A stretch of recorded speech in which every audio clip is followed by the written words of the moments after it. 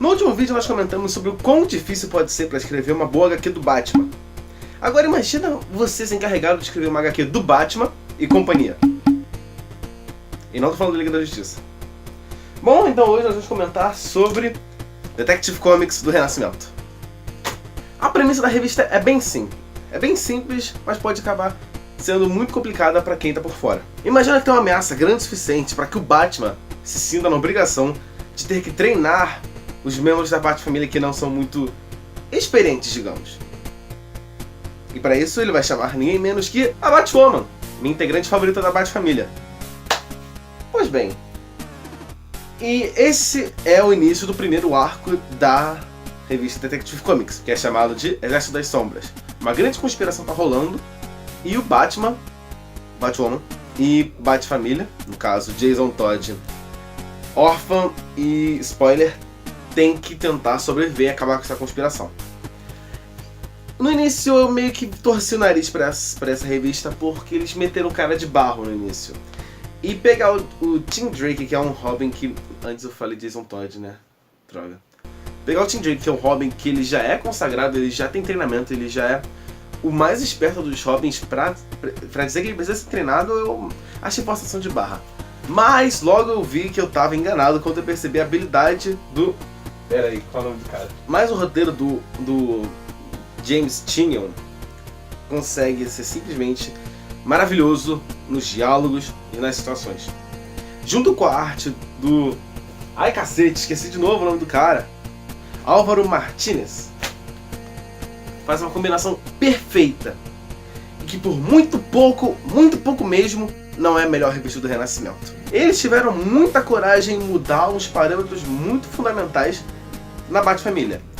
Entre eles está botar o pai da Batwoman, que era um cara que treinou ela, né, que ajudou ela a se tornar a Mulher Morcego, num vilão. E se você torce o nariz a princípio para isso, logo você vai perceber que isso é muito bem feito, porque ele tem motivações e ele é construído. E ele consegue ir amarrando os motivos dele querer fazer o que ele faz com a própria história da Batwoman. Então no final foi uma coisa muito orgânica e funciona muito bem. E no final ele acaba não sendo realmente um vilão, só um cara com uma visão diferente de como fazer as coisas. Pois bem, a gente acaba terminando esse arco com a perda do Tim Drake. Só que se você lê o quadrinho, você sabe que ele não morre pra sempre, e se você lê o quadrinho, você sabe que ele nem morreu, ele só foi teleportado. E nisso a gente já tem um gancho muito bom pro que tá vindo aí pelo futuro da DC, no Relógio do Apocalipse e no Bottom. E dessa forma, ele começa a construir muito bem os personagens. Entre um arco e outro, eles contam pequenas historinhas dos personagens. Por exemplo, aprofundando a órfã, aprofundando a spoiler, e contando um pouco mais de cada um deles. Nesse ponto, vale fazer um adendo para comentar sobre uma das melhores coisas da revista, que são os relacionamentos entre os personagens. Em especial, dois personagens que acho que surpreendeu todo mundo que parou para ler, que são a órfã e o cara de barro. Porque os dois são personagens que incompreendidos e que não sabem seu lugar no mundo, e no geral personagens trágicos, por assim dizer. E acontece que, como os dois são os que mais ficam lá na base da Bat-família na revista, eles são os que mais conversam, e eles desenvolvem um relacionamento muito, muito bonito entre eles, uma relação quase que parental do cara de barro se importando demais com a órfã, e acaba sendo uma parte muito bonita da revista. No início eu fiquei muito chateado, porque ele falava sobre treinar os membros da Bat-família que não eram muito experientes, e ele botava o Tim Drake, que é um Robin que já é experiente, e não botava a Pássaro Azul, que surgiu no 1952, é muito inteligente, mas nunca teve treinamento devido. Então pra mim era uma escolha muito mais acertada botar a Pássaro Azul do que botar o Tim Drake. Só que ele não deixa pontas soltas em relação ao que aconteceu anteriormente, porque ele mostra a relação da Pássaro Azul com a órfã, que elas meio que dividem um apartamento ou algo assim, e mostra que a Pássaro Azul, ela não deixou de ser uma heroína, só que ela deixou de usar máscara. Agora ela trabalha ajudando as pessoas pobres, as pessoas necessitadas. O que faz muito sentido se você analisar a personalidade dela lá nos 952. Então, no final, eu fiquei satisfeito, mesmo tendo a minha antiga personagem, a minha membra favorita da Bat-Família, não tendo participado da revista. Bom, pulando de arco, nós temos A Noite dos Homens Monstro, que é compartilhada com a revista do Batman. E, apesar de eu não gostar muito desse negócio de arco compartilhado entre revistas, eu devo dizer que é um bom arco, tá? Não adianta falar muito sobre ele aqui ou no vídeo do Batman, que, aliás, se você não viu, clica aqui para ver. Olha aqui. Porque é um arco compartilhado, então eu teria que fazer um vídeo falando dos dois ou só do arco para falar sobre isso, né? E como eu pretendo fazer um vídeo falando sobre o melhor e pior da DC, lá eu comento mais sobre esse arco. Então, você sabe que é um arco muito bom. Eu comentei melhor sobre ele no vídeo do Batman. Então, mais um motivo para você clicar aqui e ver. E seguindo a cronologia, nós temos o melhor arco do Renascimento. Não tem como discutir. Sindicato das Vítimas. Mano do céu, que arco maravilhoso. Imagina um Batman que está atuando há muitos anos. Não muitos como o Bat-Affleck, mas alguns. Pelo menos uns 8, 10 por aí. Óbvio que no meio do combate ao crime do Batman, a guerra ao crime do Batman, há pessoas que são pegas no fogo cruzado. Por exemplo, se ele vai invadir um banco que está sendo assaltado e os bandidos têm reféns, quando o Batman entra, os bandidos vão atirar nele. E provavelmente alguém vai levar um tiro no meio desse fogo cruzado. As pessoas vão acabar se ferrando no meio da confusão. E esse arco trata justamente sobre isso. Sobre as vítimas das ações do Batman. E cara, é tão bem feito isso. Porque todo o Sindicato das Vítimas, que é o grupo dos vilões que aparecem nesse arco, os vilões principais desse arco, eles têm um ponto. Eles não querem destruir, eles não querem matar, eles não querem nada. Eles querem que o Batman pare. Simples assim. Eles só querem que o Batman pare de agir, porque ele está causando mais mal do que bem. Eles são o próprio exemplo. Eles são o próprio exemplo disso. Tem uma mulher que acabou virando um cara de barro. Tem o cara que ficou distorcido, até esqueci o nome dele. E tipo, você vai vendo que eles têm um motivo. E isso é tão bem construído, porque além de você acreditar nas motivações deles, você acredita quando a spoiler troca de lado. Porque eles conseguem convencer a spoiler a ficar contra o Batman. Eles conseguem convencer a spoiler de que o Batman faria mais pela sociedade não atuando do que fazendo o que ele faz. E aí nós temos a segunda debandada do grupo, que é spoiler, ela sai do grupo. E nisso o Batman ele tem que combater o crime.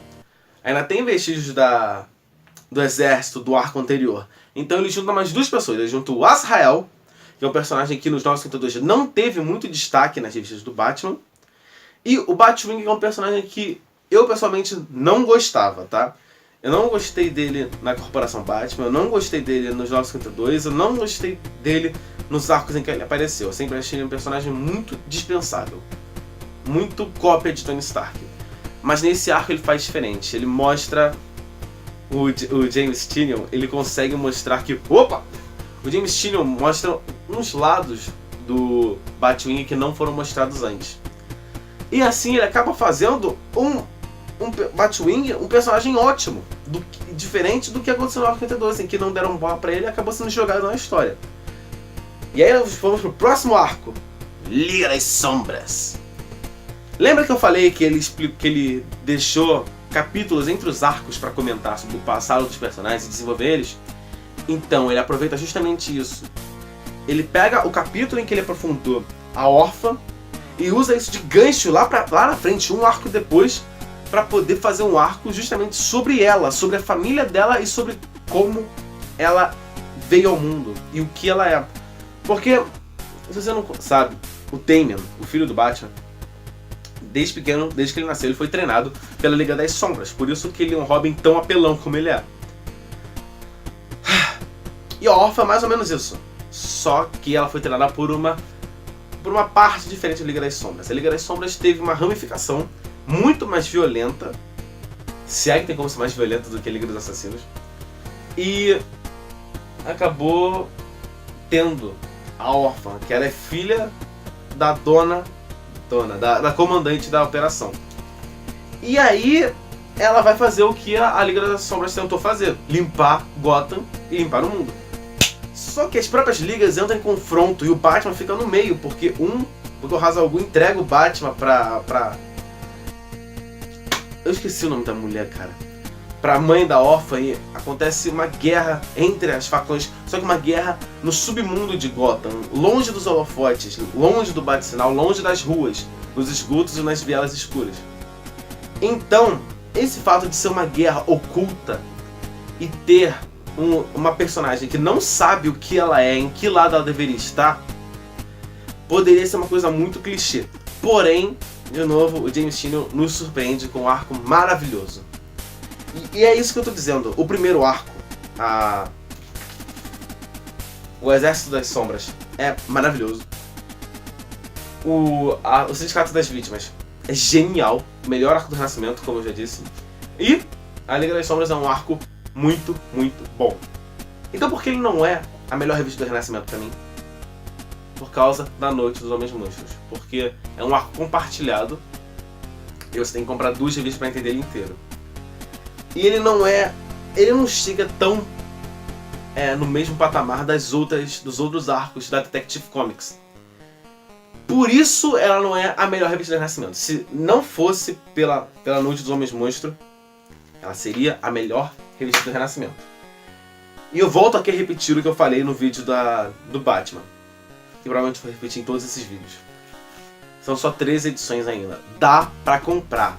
Eu tô fazendo esses vídeos para que vocês tenham uma ideia do que aconteceu nesse 1 ano de Renascimento e se vale a pena acompanhar as revistas. Então, eu tenho esses comentários em que eu não dou muito spoiler, eu só conto por cima o que acontece, vocês têm uma noção do que acontece na revista, sem muito aprofundamento, porque senão eu não quero dar spoiler pra vocês.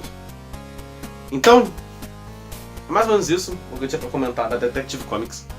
A melhor revista a segunda melhor revista do Renascimento, com os melhores arcos, personagens muito bem desenvolvidos, dinâmica de grupo genial e... cara, ideias sensacionais. Fora a arte também do Fernandes, que é fabulosa. Ele desenha tudo de uma forma genial. A diagramação, tem umas páginas que são simplesmente fabulosas. Tem uma página em que ele faz os quadros serem dentro de um copo. E logo na página seguinte, você vai acompanhando o movimento do personagem dentro do bar, conforme os quadrinhos vão passando. E, cara, a leitura fica muito fluida e tudo fica muito bom de se ler. Fica uma leitura muito agradável. Óbvio que não é uma leitura, assim, macia, porque é densa. Tem momentos em que ela é densa, mas não aquele denso cansativo, aquele denso de que você fica intrigado a continuar a ler. E você precisa de uma atenção para isso. E eu acho que eu vou conseguir abordar todos os aspectos interessantes da Detective Comics. De novo, se você se interessou, corre atrás que dá pra completar, dá pra acompanhar. 13 números não é difícil de conseguir, tá? Bom, eu acho que era isso que eu tinha pra comentar. Nos vemos no próximo vídeo e falou!